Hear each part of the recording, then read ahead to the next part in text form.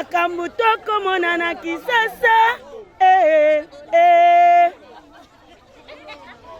eh eh ah mama photo sorolande mitema maboko te ba congolais pe ba africain nyonso tout obeba ye mongo nani mukonza mboka ifatala makambo oyo.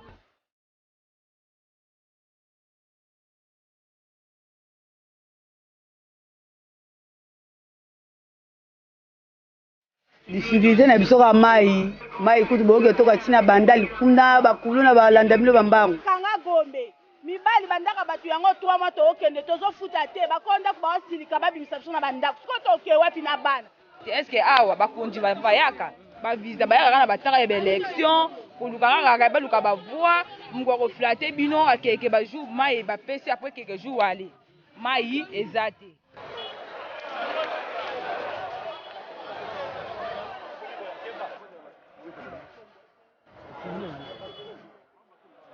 Bon, malade à la parole en mon exact, malade à les ala baromo bakon.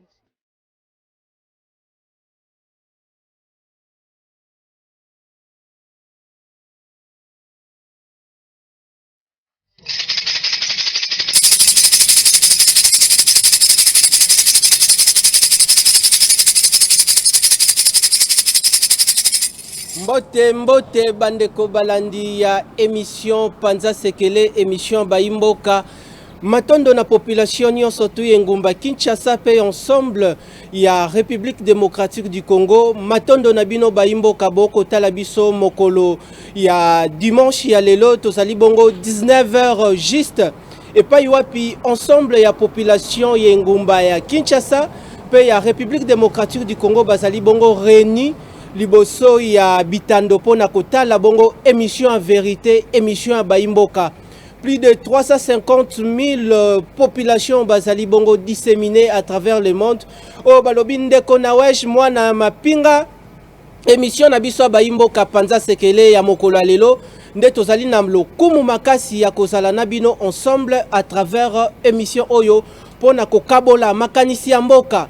Depuis mon amboka Félix Antoine Tshisekedi Tshilombo azwaki buta bokonzi na ye awa na RDC. Est-ce que population ya Congo ako vivre bongo malamu to ba difficulté ezali ekozanga te Baimboka na ko monopoliser parole te la grande équipe technique ezali bongo reni po na kosala musala ya kitoko bandeko balandi bino batu bozalaka na opportunité libakuana ya kotala émission Panza Sekele na coordination technique ya dimanche ya lelo kambami bongo na singa ya Pakebo 26 ans de métier ndeko Serge Makoso na ngambu ya réalisation ezali bongo Augustin Kapuya soki boko mona bongo ba image ya malamu bilili ya kitoko na Kinactu TV ezali bongo Augustin Kapuya et puis na régie finale simba mi bongo na l'intelligence la plus sophistiquée Richard Machita.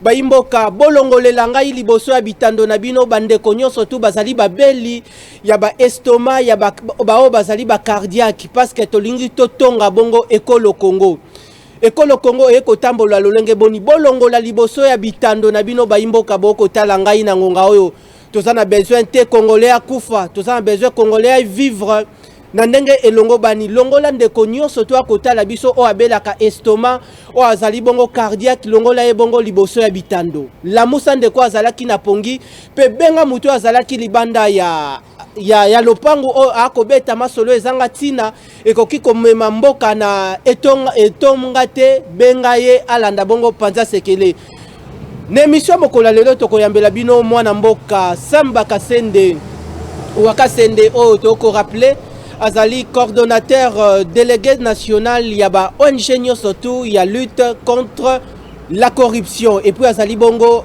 expert en bonne gouvernance école de l'intégrité ndenge bomoni particulièrement dimanche ya lelo émission Panza Sekele tozali bongo na libanda pona kozwa bongo mupepe mwana mboka Samba Kasende Wakasende matondo et puis boye imalamu na émission ya population émission ya Baimboka matondo ndeko na weje matondo na Baimboka banso matondo na bandeko na nganyo so tous mes collègues cocolikois et cocolikoises matondo na baye nyonso bakolanda biso na ngonga oyo. C'est vrai que toleki dimanche elamu oyo tosambelaki tokenda kokomisa nzambe po semaine mobimba toyalaka na biso wende butuka nzambe abatelaki biso tokendaki koadore nzambe toluwe ye et puis nkolo azwi lokumu.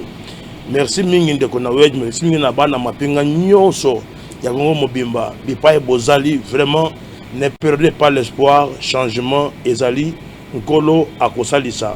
Merci mingi pe na baye nyonso bakopesa biso bakokomela biso bakoya na makambo na bango na kati ya bureau kokoliko. Merci na bakolaborateur nyonso oyo bazali engagé pona biso nyonso tobundisa makambo matali bantivalere oyo eza kozongisa mboka na biso na nsima.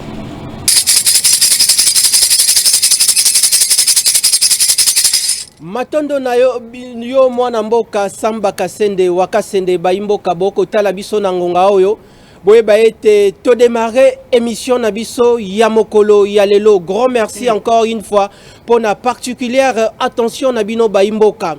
Lelo sujet na biso ya oyo toko fungolela ngo émission ezali bongo makambo matali.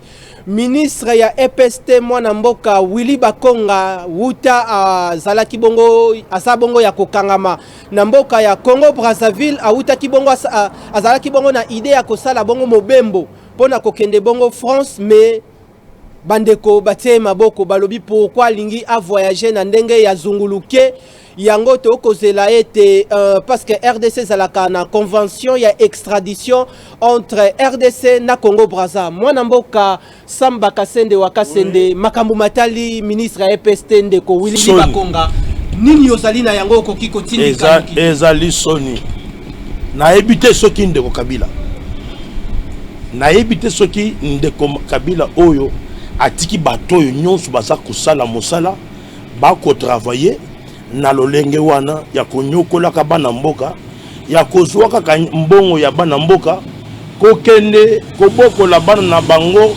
na ba mikili ya poto kokendaka kocha bana na bango ba kondisyon moko esengeli ya malamu banyokolaka bana mboka eza soni pe mawa po mokonza mboka ataka mobeko ministre ata mokote officier militaire ata mokote za la police et la FRDC muntu nyonso avant à voyager esengeli pas signer document na ye ya sortie kasi oyo admimi na ndenge ya ndingoluke ya muyibi. Mais pourquoi ndeko Willy Bakonga a officialisé qui voyage na été mobembo eza soni pona komona muntu oyo azana ba parce que mokolo école Sévigné à travers la République soyo compter yango ezali ebele mokolo na yango eza Willy Bakonga. Donc ezali soni mingi personnellement en tant que parent l'air na moni tomoni toyoki sango wana ezali pasi et puis eza soni pour la République mais biso lokola azalaki moko ya bato oyo basabotaki moko ya bato batiaki laboratoire pona ko saboter gratuité pona ko rendre gratuité inefficace afin de ramener mokonza mboka baolola ye ba déclarer ye incompétent aza moko ya bato zaki la laboratoire wana quel que soit ba hypocrisie na ya zela ko lakisa malbana ya malamu mais alaki na laboratoire c'est parmi les gens qui ont saboté la gratuité. Biso to kosenga na président Sassou Nguesso. To na convention ya extradition.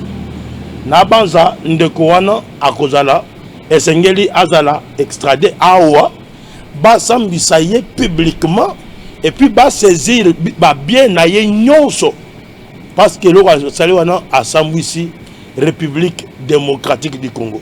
Ndeko Samba Kasende baimboka bazaka ayeba que régime changé il faut baye bangoto yango moni bato mingi bazo comprendre nanoute Félix azo salanini azo linganini ils ne comprennent pas bazo luka par tous les moyens ba comprendre raté pour Félix aye na détermination ya ko changer bien que le mal était profond bana mboka ndeko akuti mal le plus profond. Mais azana kacha ko bongisa malembe makambo mana manso donc esengeli ba bayike nyonso ba comprendre que mboka ils sont sur la voie, il y a changement.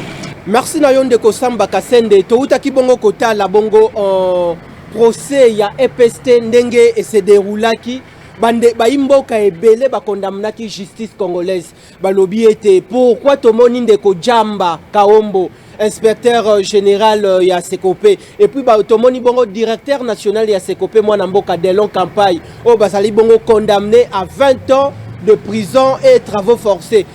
Depuis déroulement ya procès batikala ki jamais comme on a ministre ya tutelle mwana mboka Willy Bakonga le loyo est-ce que tokoki koloba ete justice congolaise asali musala nae parce que ba makambo wana ezalaki bongo en marche? Non, ça veut dire que azalaki ministre en fonction et sengelaki izaki ba procédure ya ko to mo biso to ba il faut balongo na biloko ya ba immunité oyo na komisi président ya cour de cassation oyo akosala par tous les moyens pour na makambi ya ba immunité oyo et si là donc ceux qui oza kosala ozo yiba mbongo makambo ya ba immunité na yo ezate oyibi mbongo beko boloko makambo ya eleka na parlement a autorisé conseil des ministres consort tout ça makambo wana nyonso ezali ko alourdir vraiment administration judiciaire oyo ezali cas probant.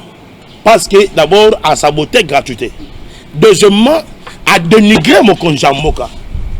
Hein? À dénigrer mon konjamboka. Et c'est ngeli ba sambusaye et tout bonaye eye banamokile mobimba.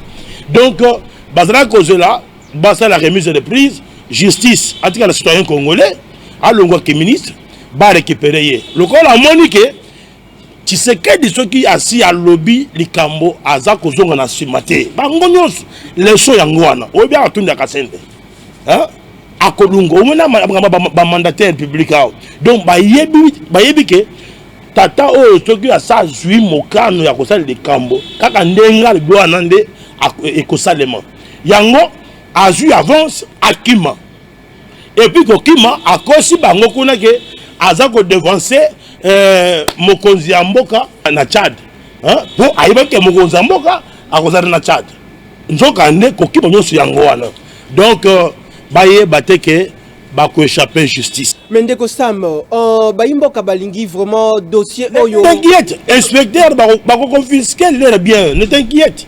On va confisquer les biens, ne t'inquiète pas mon frère. Dossier oyo zo sala baimboka pasi parce que mokonzi mboka tse programme na ye initiative na ye bana batanga malamu na gratuité et enseignement. Mais comment na ba dongolomi sous ba détourneur bango baingi koyiba misolo ya l'état. Misolo wana bazali bango obligé bazongisa yango. Raison électoraliste. Bango tout bayebi ke soki le wala kabila échouaka na gratuité achaka yango te. Soki ndeko tu sais qu'il dit arrêter gratuité, c'est-à-dire que ils ont déjà une voie de plus na maponami o ezali liboso na biso. Alors tout ça là partout les moyens de contrecarrer yango. Yango au moyen va multiplier ba mission na EPST. Ba mission ezali hein. Aux na ba province o ba autour ba missionnaire plus de 5 missions. Nous soit pour aller chercher comment ya ko étouffer ba magui na bango leur complot. Mais c'est déjà essayé bani. Moyen boy étouffer yango réalité. Donc bayeba ke makambo ndenge ezali koleka ezali kosalema mokonzi mboka ne peut pas reculer parce qu'il a un soutien de tous les Congolais. Makambo matali gratuité ngai bana nga balaki na école privée oyo na dai ko fote ma chère lelo bango yo bazali na ba école catholique. Ça quand même allégé la vie. Pourquoi bandeko oyo mitema mabe ya bandeko na biso baye politique oyo bakana kikaka pona ko détruire gratuité ezalana effete mais nzambe lokola mokonzi mboka atindaki mboka oyo na mboka ya nzambe bayini nyonso ya mboka bazako bima polele na yebisaka yoke na mona ndoto na mona bato nyonso oyo bakotaki likopa pona ko bebisa lokumu ya Congo bako bima na pasa bangoyo bako bima okomona wana omona otoneteke na bambata pa bato babimi balobi ba critiquer élection ya président ya Cour constitutionnelle bato nyonso bazana likopa o bazana complot contre Félix bazako bima malembe ndeko okomona raison ndeko lototo po na Congo tokoma wana na partie ya ndoto mais to simba nanu angle ya ba service na biso ya l'état to sali bongo na ANR to sali bongo pe na service ya migration mais comment na ndeko Willy Bakonga kobima bongo est-ce que ndeko Willy Bakonga balobi akenda ki bongo a voyager ki bongo na pirogue azwa ki bongo pirogue butu a voyager est-ce que ba service na biso ya l'état e ko sala musala ya malamu neti service ya migration le lenga nini mwana mboka Bakonga abimaki papa obi ezali ndeko Richard eza makambo sengelaki vraiment omoni mal ekomaki mabe komaki tellement munene que moyen il y a qu'à régler makambo wana ya la quitté. Sikoyo, il y a quand même des avancées. Il y a quand sa service de sécurité, service il y a immigration. Mais la migration, bazala qui a kolala. C'est-à-dire que déplacement d'ailleurs ça qui officiel. Yango, ils ont officiel. Yango wana zo mona biso za koloba, bande ko na biso ya service bosalisa mboka. Bosunga mboka, botika mboka te na maboko ya bato baza konyoko la biso. Bosalisa mokonza mboka. Yango zo mona esengeli basalisa loi oyo ya immigration. Sécurité interne doit être amplifiée. Il faut amplifier yango bande ko na biso basalaka. On mona le long ya fleuve oyo ko banda batu ya à partir ya Maluku. Hein? Le long ya fleuve. Quelqu'un peut partir. Il faut renforcement à sécurité. Ceux qui au Québec, exemple, dans Maluku. Dans Maluku. Il y a des endroits où il n'y a pas de militaires. Les militaires, petit port, mais il y a des endroits, des acteurs, policiers, il peut négocier. Pêcher, moi, la royo. Mendeko Samba Kasende a to changer bongo chapitre toko tabongo na question mosusu le lenge nini justice congolaise et kokiko procéder na procès oyo parce que esengeli bongo bandeko ba vivre le aussi makamba mona ki na procès à 100 jours exact que le lenge nini non bakonga a déjà na dossier en justice basi ba invité qui est déjà 2 fois bana mboke faut ba yango. Il a boycotté, a boycotté nous répondre à l'invitation, mi parler oyo, batinde la kiye. Ayebi pourquoi il a quitté. Parce qu'il y a des gens qui ont accueilli, à côté de la loi, non? On a jugé et condamné. Mais, le lot de Monica Kambiande ko Willy Bakonga. Est-ce que au moment où Bakongolais au moment où Bakongolais yango na ngina loba au moment où Bakongolais ba côté là na ministère il y a enseignement supérieur universitaire bakongama oyo azalaka ancien ministre il y a enseignement primaire secondaire il y a affaires sociales et solidarité il y a trop de ministres qui seront interpellés tozana yo awa okobenga ngai na koya. Au moment où voyage, na kati mission naye. Au moment où Baimboka ba cause de la gouvernement, il y a investiture, il y a moi Namboka Sama Lukonde de gouvernement, il y a Arche de Noé, au Bakolo Babongo ezali bongo Léopard, il y a République démocratique du Congo parce que Touroyo, Léopard Babet Indembo Bakeite, ba population à cause de la kaka, Léopard il y a Arche de Noé, il y a Union sacrée. Est-ce que c'est là qui avant mise en place toute investiture, il y a gouvernement, il y a Mwanamboka Sama Lukonde et c'est là qui na gouvernement il y a Sylvestre Ilunga Ilukamba basala déjà audité. Total la bongo musala bango basala ki parce que ba révélation ezali kaka te pa ya Mwanamboka Bakonga. Na lobby audité c'est banda qui ndeko richard en retard. Ceux qui partout, ils chefs à déployer dans chaque ministère audité c'est banda qui le rapport est déjà, je ne suis pas de l'IGF de valete, mais n'a pas si bango longo n'y a pas, bazo salamusa na bango malamu. Bandekouano, malgré certaines résistances, par le Congo, gouverneur Azokima, directeur du cabinet Azokima, comme M. Badokima, pour na IGF facilement, Moussala. Azokima. Est-ce que IGF yango leloyo? Ba enquête na union surtout crédible vis-à-vis la population parce que ebelé ya population ba ko nier ba rapport union surtout ya ko déposer tango biso to belaka tout ça mokonza mboka Et là, nous sommes mbongo te kokoli ko tanto lobaka ke to sengi mokonza mbongo te. To sengi kaka pona ko renforcer mosala o to zeli ko sala sur le terrain et sengeli opesa chef le plein pouvoir ya ko salisa bana mboka ya ko zuwa mosolo oyo yalina bana mboka. Mosolo wana oyo za bana mboka et sengela ki chef asunga. Bipa union sur l'état a tiembongo et sengeli chef asala musala musala esalemi pe ezali ko salema nako yebisa yo ke rapport eza déjà. Je ne suis pas prophète, n'albert rapport eza déjà rapport ekobima eza déjà na Golanda cours normal, hein? Donc na niveau ya justice. Donc attendons seulement le temps. Vous allez vous rendre compte que tout un chacun sera interpellé et invité à la justice pour répondre de ses actes. Matondo Nabino, population y ensemble ya Ngumba ya Kinshasa pe ya République démocratique du Congo. Dimanche ya lelo ndenge bo kolanda depuis début ya émission oyo tozalina mwana mboka ndeko Sam Bakasende Wakasende oyo ko rappeler azali bongo coordonnateur délégué national ya ba ONG surtout de la lutte contre la corruption. Avant de boucler bongo en dossier oyo ya arrestation ya mwana mboka Willy Bakonga Mendeko Samba Kasende Wakasende. Bino en tant que gardien du temple, gardien ya ba intérêt ya population. Le population a comme un niveau ya kode falipa.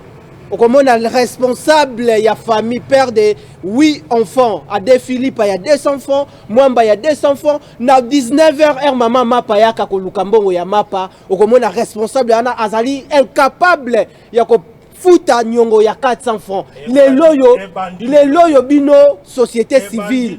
Les loyo bino société civile. Cheval de bataille na bino na gouvernement ya union sacrée kozala nini pona mwana mboka sama lukonde sala musala ya malamu et puis ba ministre wana nyos tuba sala na conscience ya malamu.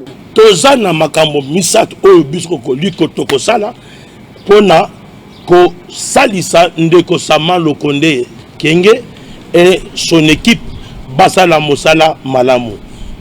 Musala le bosto ko sala ezali ko vulgariser programme na ye pour na bana mboka bazala à la hauteur à la page ya oyo azana ngolo kola mabongisi eloko ya mibale toko dénoncer ba antivaleur nyonso commença par son propre cabinet composition ya cabinet na ye ba cabinet nyonso esengeli et respecter ba norme boko dénoncer kaka na tour ya sama Sylvestre Ilunga to dénoncer yango on avait dénoncé ça to dénoncer yango parce que zalaki cabinet moko amorphe parce que zalaki cabinet moko ba salami sur base ya tribalisme tout le monde minaseme consort omoni les cabinets tribaux là to lingi yango te to lingi cabinet ya ba expert cabinet où ils ont expertise nyonso, c'est-à-dire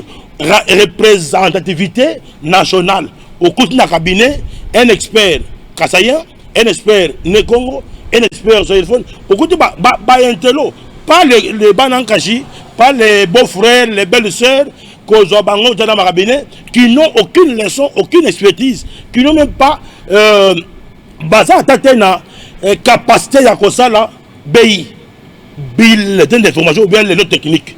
Donc il faut que les ministres s'entourent na bateau au la capacité à coproduire un travail. Parce que mon conjambo a pesi bango devoir. C'est-à-dire chaque ministère doit être un ministère productif.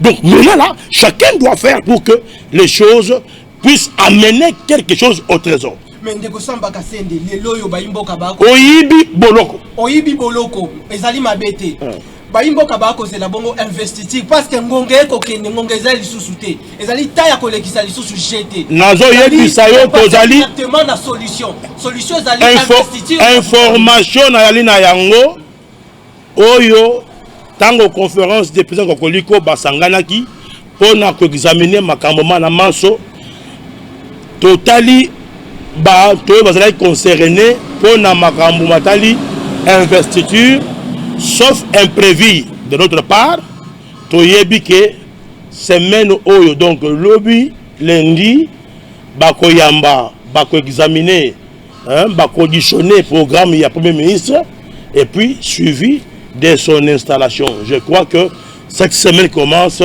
le gouvernement sera bel et bien investi, remise et reprise et salemi, et puis maintenant déjà abandi Moussala.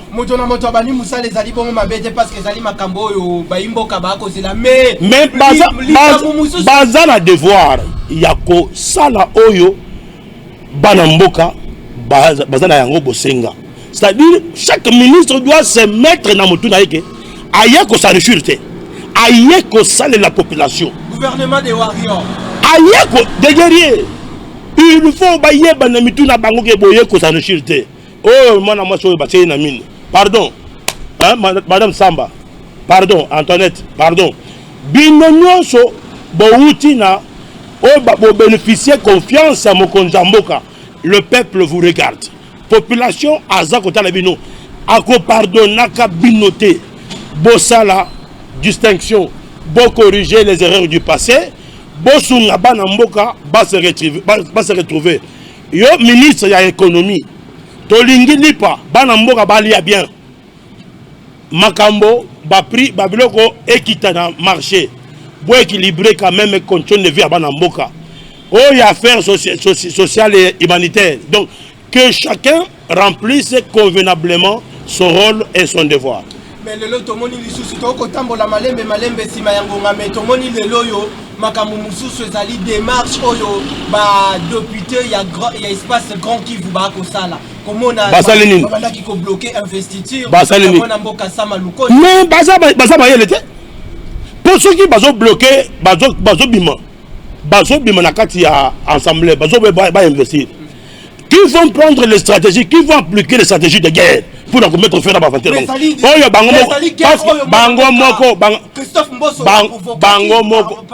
Bango moko ba député ya grand qui voit bango moko wana ba yebi ke na batibi na bango ils ont des ministres ba yebi ango très bien omoni pour nini eza bato na bisa yo ke eza na bato moko oyo bazwa kambongo pour na kimia ezala na Congo te bango wana.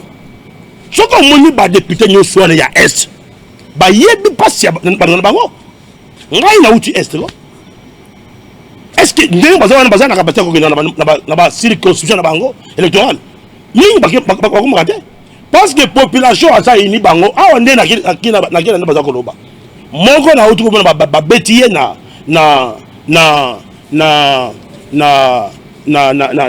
goma. Député régional batabasser la population. À ce meeting boye, baye baramasser na kit babenganie lungwa aventurier. Est-ce que Koboya ko siéger toté ko assister na ba séance plénière? La logique Yamabe bazana libungi pe na logique Yamabe po bayebite oyo Mokonza Mboka asi akamati lokola décision. Je te dis, zela awa okoyoka ndenge ekotoka kono. Mais Zali Maloba, Bango, démarche wana parce que Christophe Mboso, quand il y a muta provoqué qui m'a. Oui, mais ayibite, est-ce que Mboso continue? Mboso continue? Makambo Mboso le bien ça solo, je confirme, c'est solo. Ba député wana baza bango complice, ba yebi makambo wana. Ba yebi pourquoi il y a persistance de la guerre. Est-ce que l'équipe parlementaire, il y a Christophe Mboso, bah député wana oyo bazali non originaire, il faut pas kendeko sala musala kuna. Est-ce que bah oya espace grand Kivu? Et sengela ki non, yoka oya grand Kivu wana. Ba uti ko benga ba pour ba saboter bango na grand Kivu. Ba uti ko benga wa. Ba bengi pour ba saboter ceux qui vont aller à la mission parlementaire, pas saboter bango. Ba collègue na bango ya est ba bengi déjà. Il y a déjà des appels de communication, c'est ça l'ennemi. Au bout dans le monde de la communication. Est-ce qu'il y a un cas non originaire, pas expert, il y a espace. Le col en gaï n'a pas maîtrisé ma gambia est. Na yebisa kiyo. Pourquoi Mouzé Kabila à Tchaka, centre de recherche de problèmes de défense? Est-ce que vous avez non? Ndeko Richard, est-ce que vous avez non? Est-ce que vous savez pourquoi Mouzé Kabila à Tchaki, centre de recherche de problèmes de la défense. Oh nani Panza Sekele. Et Zala qui peut mettre fin à l'insécurité. Si on temps on de Kabila yé, bandongono miso bakosi kosi nono bomba eloko wana. Abomi yango insécurité. Nde to ko mouvement ba kolona et botami ba criminel organisé ba bimi. La seule solution pour aller Cambia est wana, il faut que Mokonzamboka a renouvelé Ndenge, a renouvelé IGF, a renouvelé Centre de recherche de problèmes de la défense. Centre wana, Nde Okomona, Nde Eko, Bako résoudre les problèmes, on n'aura pas de sécurité. Le lot qui en représentante ya Monisco Mwanamboka Leila Zerigui Azali Sousouté Azad Bongo remplacé par Madame Bintou Keïta mais population bandaki ko condamné Bintou Keïta population n'a évité ce qui Azali Bongo Moulouba mais Azam Moulouba Azali je crois algérienne Augustin Kapouya donc ce qui to lobé la sujet au ya partie est du pays tomoni implication totale ya ndeko Bintou Keïta pour na situation ya est du pays tomoni les lois communication malamu ekoti entre équipe ya Monisco na ba FRDC. Est-ce que le lot na maloba ya chef de l'État Félix Antoine Tshisekedi na visite ya mwana mboka Uhuru Kenyatta président ya Kenya awa na Congo chef de l'État lobby pour na makambu ya est du pays riposte ya Congo ekozala bongo impitoyable jusqu'à Tina Souka akokene na yango Tina Souka kotala maloba wana ya chef de l'État. Est-ce que Koko Kisama? Oui. Nako yebisa yo. Omoni. Tala. Mokonzamboka ndenga za. Botala nga muntu kaka réaction na ye. Soki alobi likambo ndenga alobi wana ozonga na sumate. A prometa population ya est état major kino lelo. Yoga ba élève wana baza instrumentalisé. Hein? Toyebi bien, toboy. Ba élève o union soana o moni wana baza instrument toyebi leur laboratoire. National ebisoko Mokonzamboka akoki jamais ko keno kufela ngamba est. Jamais. Jamais. Mais pendant que population na nasi na retira maloba. Nasi na retira maloba ya Mokonzamboka lobaka ke même s'il faut mourir na kufa na est jamais papa o kufa te na makambo est bato yo ba yibi makambo wana baza vivant na minute oyo mingi baza na Afrique du Sud bavandi baza ko élaborer encore d'autres stratégies mingi batongi tongia ba immeuble mingi baza na ba villa na ba poto makambo wana etali yote sala oyo okoko sala en tant que père de la nation ça kimia na est mais tu ne mourras jamais à l'est. Nous retirons tes paroles avec force. Nous retirons nos populations, nous retirer chef de l'État parole avec force. Et puis, il n'est pas obligé au Kenya Est parce que Basangisi bana moko ba pesi bango ba mbongo ba élève ba pesi ba préfet ba monti ba mbongo zalakati. Ba mati mbongo pesi ba préfet bobi misabana na classe to même na ba oyo ba kenda kikuna ba longo Kinshasa ba kei ko vendre wana ba sali ba vandu wana uniquement pour na ko travailler ba préfet ba directeur de ba école ba libérer bana ba vanda wana za la action moko to yebi piège na bango to ko sepela na yango te Mokonzamboka ba congolais nyonso bazana ye besoin tango ba bazo senga ye kuna akende kuna wana na Congo central ba senga ye na bandunde pa ba foyulu bazo senga ye pe akende wana na bandaka na bwende baza ko senga ye pe na gemena ah oui oui et pas na ngana dimbele pe baza ko senga ye matondo na bino baimboka to ko pusa na molomolo na que akokota biloko wana te papa sala oza musana malamu oza sur le bon chemin population baza ko appuyer yo kende te na soka ba mapinga na biso baza ba professionnel baza musana malamu otali équipe oyo ke inte spécial oyo c'est kituana hein papa imaginez-vous que bazo kuta na ndako civil 3 armes na ndako. Ndeko Sam, le chef de l'État à lobby Esengeli armée congolaise toté FARDC bakozala dans le tout prochain jour appuyé na ba troupe kenyan. Est-ce que le Kenya bazali na mapinga ya malamu awa na chiquier continental? Il faut mettre fin à ça. lelo RDC tu babandaka ko benga ngo eloko makasi lelo comme lokola ngoya siliminu na munoko pourquoi tozalaki infiltré na armée na biso to infiltré ba Rwandais balekaki ebele na armée na biso ba Ougandais balaki ebele. Ce qui veut dire que ba plan nyonso oyo to na yango na guerre eza livré na ba adversaire.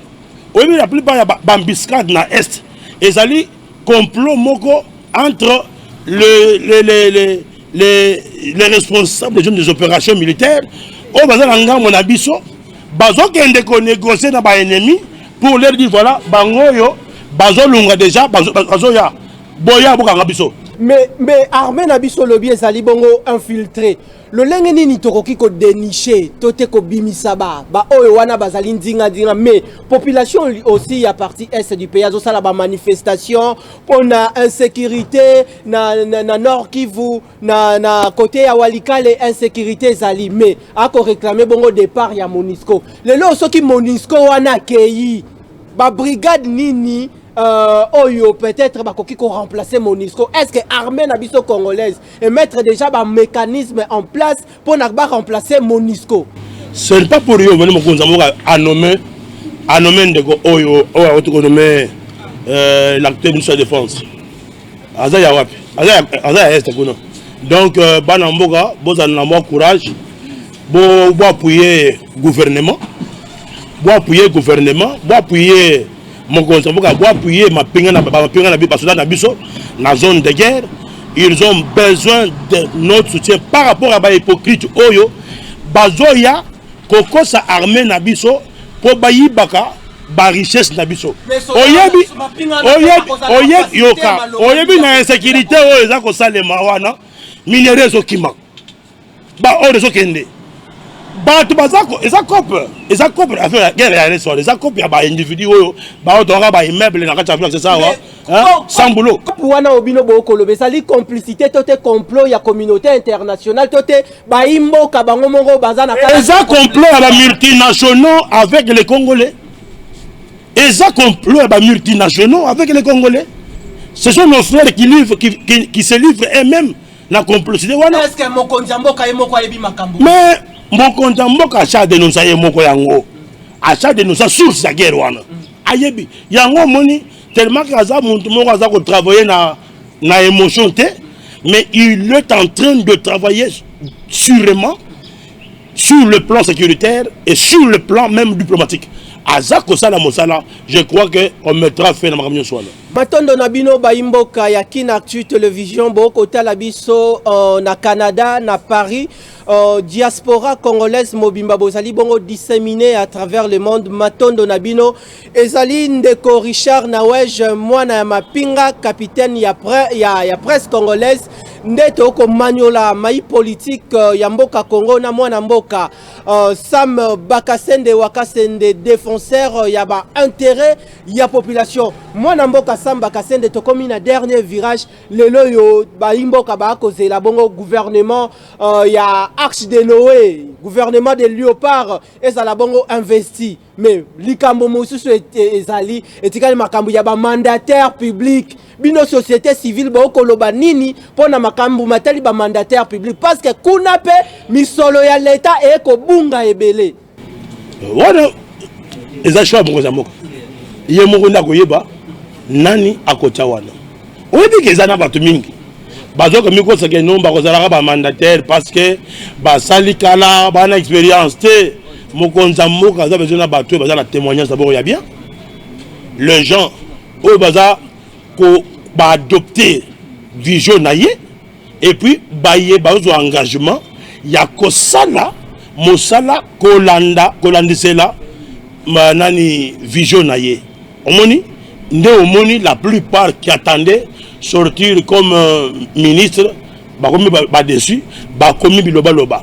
Or devant une telle circonstance un homme sage c'était, mais je regrette que ndeko professeur Mata a se livré na bassesse ya motindo wana. C'est vraiment regrettable donc yango moni balakisi na biso esengeli mingi bazonga na bango na campus pona koyekola makambo mana Mais pour le mandataire, Nayebi et Sengeli qui ait ordre, Mokonza Mboka a s'engager, à côté vraiment bateau Oyo, bazan a capacité à relancer crise et puis relancer défi. Hein?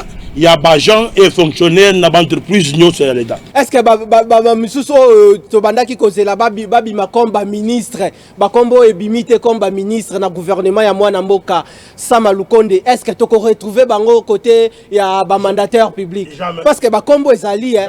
Il y a parmi eux ceux qui sont aussi entendus à la justice. Oh baïba. Banani wana. Bazaï bene. Oh baïba, parce que vous avez l'élection là.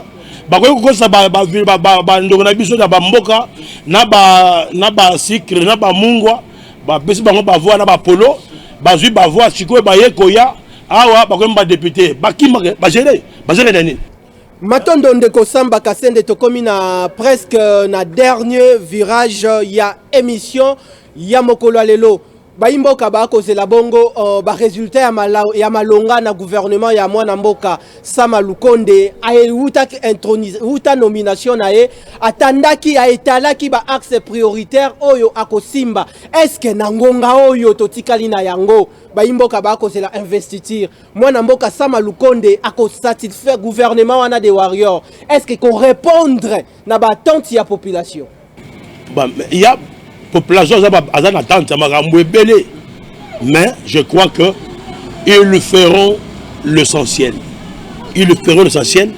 Ils vont corriger les erreurs du passé et puis ils vont préserver un avenir glorieux à Banamboka. Génération sacrifiée.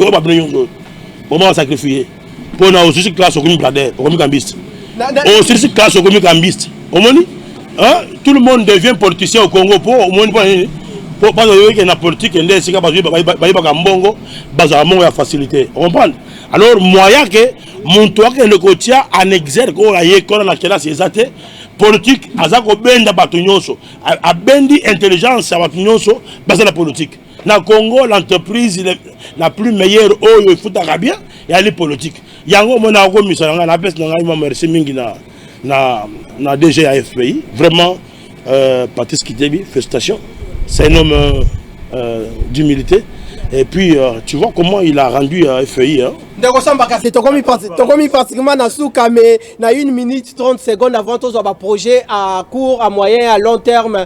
Il y a Kokoliko, le loyo, na 1 minute 30 secondes.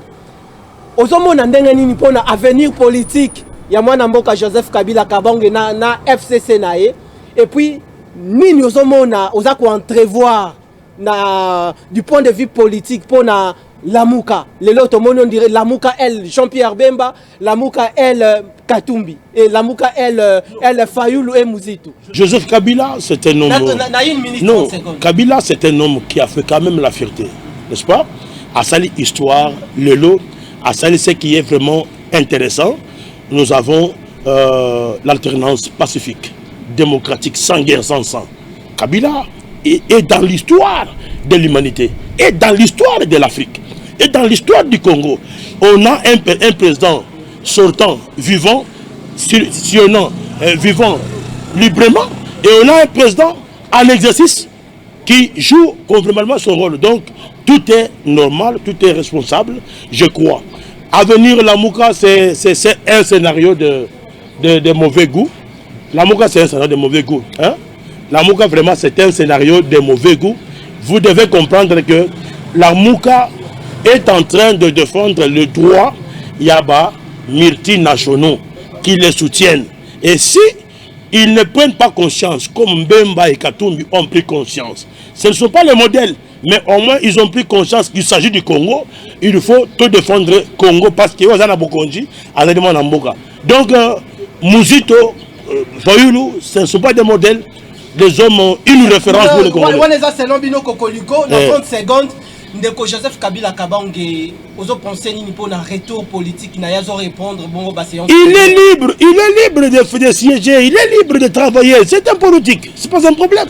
Le malobala ya suka liboso ya population le lenge nini kokoliko azako s'organiser pour na ba différents programmes éventuels au azazali na yango. Tozali kokende déjà mobembo monene on perd la mission, on va se voir vraiment.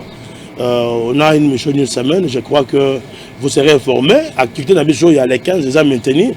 Aujourd'hui, il y a un député national, il y a Congo central, il y a un député provincial, il y a un opérateur économique au Congo central. Donc voilà ce qui est essentiel.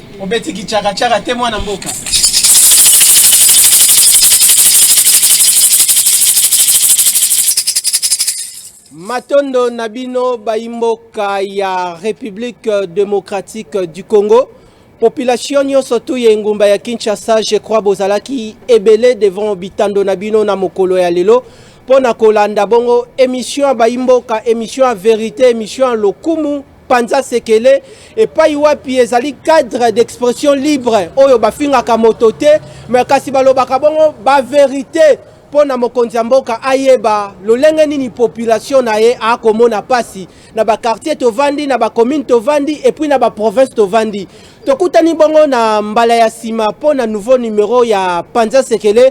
Grand merci à l'équipe technique qui a travaillé en bec et ongle pour assurer bonne réalisation ya émission Mokola Lelo. Grand merci aussi à partenaire d'excellence Mwana Mboka André Mabouisha Lumanisha et puis coordination technique Mobimba Pe ya programme ya Kinactu télévision Matondo Nabino bana ya ba mapinga. Merci na population yo surtout ya Congo. Matondo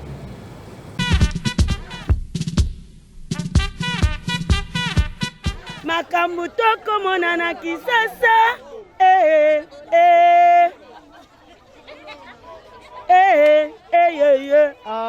mama photo sokolande mitema maboko te ba congolais pe ba africain nyonso tout obeba ye mongonani mokonzi mboka ifatala makambu oyo.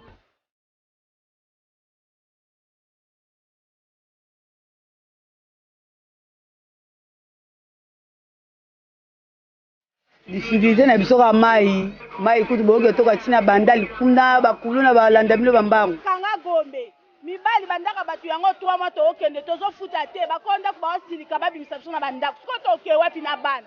Est-ce que awa bakonzi bavayaka bavisa bayaka na bataka ya baélection koluka kaka baluka bavoi mungu akoflate bino akeke bajour mai bapesi après quelques jours ale mai eza te.